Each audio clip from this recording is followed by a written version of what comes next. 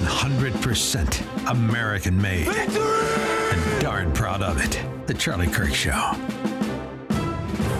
You guys know how it works. Open mic. We're going to be here for a couple hours, so get comfortable. So you would get rid of all borders. Yes. What species is the baby in the womb? It's a human, but therefore they should have human rights.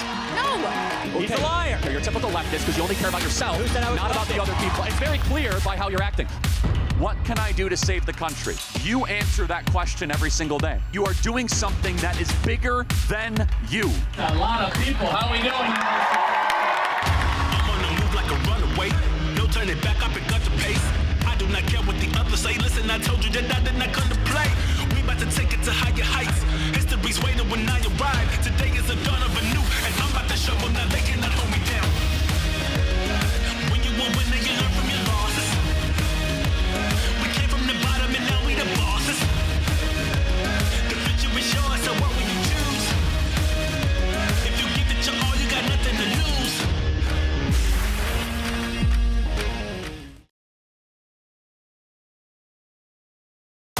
America Fest is the starting point for us to take America to greater heights in 2025. We have a team that is ready to change the world and bring America back to greatness. Experience the greatest celebration of America. 4 days, thousands of patriots, the loudest voices, the strongest leaders, featuring Charlie Kirk, Tucker Carlson, Steve Bannon, Jesse Waters, Greg Gutfeld, Grant Cardone, Rob Schneider, Matt Walsh, Michael Knowles, Glenn Beck, Riley Gaines, Todd Chrisley, Savannah Chrisley, and more. December 18th to 21st in Phoenix, Arizona. The movement meets here. You won't want to miss this. Register now at amfest.com.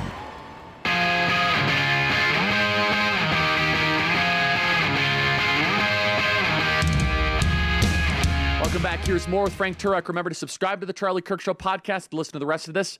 Talk to you soon. Yeah. So how did I do?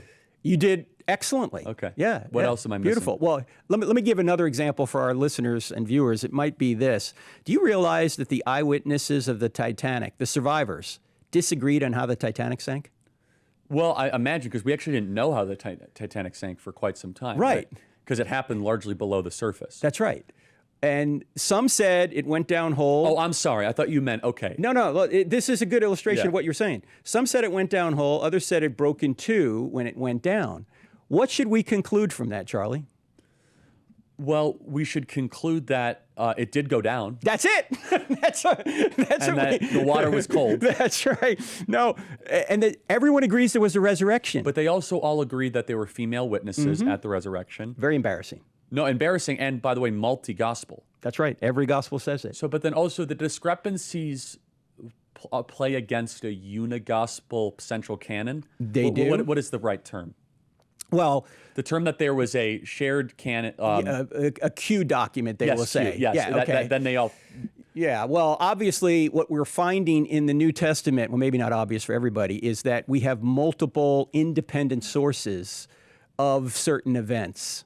And when you have that, you realize this isn't just one source, this is several sources. And there may be a problem for people who have a Bible under one binding. They go, oh, this is just one book, it's one source. No, it's not.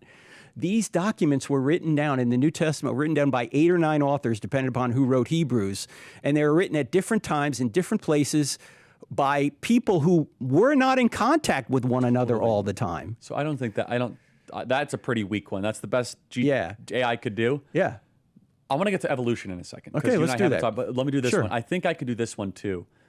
If Jesus is fully God and fully man, how do you explain instances where he claims ignorance, not knowing the day or hour? Well, he's not saying that he doesn't know. He's just not telling you. Well, right? That's one way of looking at it. Or you can also say that Jesus had two natures. He had a divine nature and a human nature. Sure. And Jesus emptied himself of the privileges of his Godhead when he was on earth. That's Philippians 2. Partially, though. There was still a divine aspect, right? Right, but whenever you ask a question about Jesus, you have to ask two questions. Did Jesus know when he was coming back? As God, yes. As man, no. Okay. Did Jesus get hungry? As God, no. As man, yes. Sure. So when the Jesus, incarnation's a toughie. yes, when Jesus died on the cross, God didn't die. the human nature of Jesus died. So here's the counter argument in AI.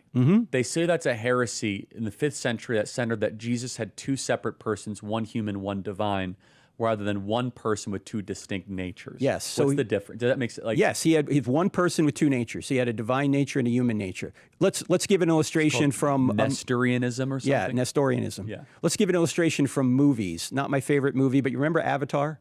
Yeah. Sure. Okay. It's very environmental. Earth worship. So remember the guy in the wheelchair, and he would get in this device, and then he becomes something. He'd be the avatar on the outside, right? He's one person with 2 natures. He has a human nature in the space station in the wheelchair. That's a good analogy. And he has an avatar nature outside the space station. Yeah. Okay. Got it. That one's not that hard. Here's one that I wouldn't know how to answer. The evolution one, I'm not as equipped to answer because I don't know how important it is, and you could disagree. But some people have dedicated their whole life to it. I've never been that interested in it, actually. I think we're created. That's it. Sure. End of story. How we're created is the question. If biological evolution is true and Adam and Eve are not literal historical figures, how do you preserve the doctrines of original sin, federal headship, and the need for the second Adam without unraveling the entire redemptive framework of Romans 5? I mean, I think they are real historical figures. The first question I would ask them is, why do you think biological evolution is true? Now, microevolution is true. That's adaptation within a type. But macroevolution, from the goo to you via the zoo, is not true. I think there's not only do I think there's not good evidence for it, Charlie, I think there's evidence against it. Make the case. All right, let me give you an acronym, LIFE, life. L stands for the fact that there is limited genetic capability for change. For example, even intelligent breeders can't break the genus of dogs when they're trying to breed dogs, right? They can get a dog as small as a Chihuahua and as large as a Great Dane, but they can't break the genus of dogs. They can't turn a dog into something else just using that gene pool. If we, using our intelligence, can't break that genus of dogs, why do we think an unintelligent process can do so? That doesn't make any sense. Okay, the I stands for information. The information we find in every one of our 40 trillion cells is equivalent to a message 3.2 billion letters long.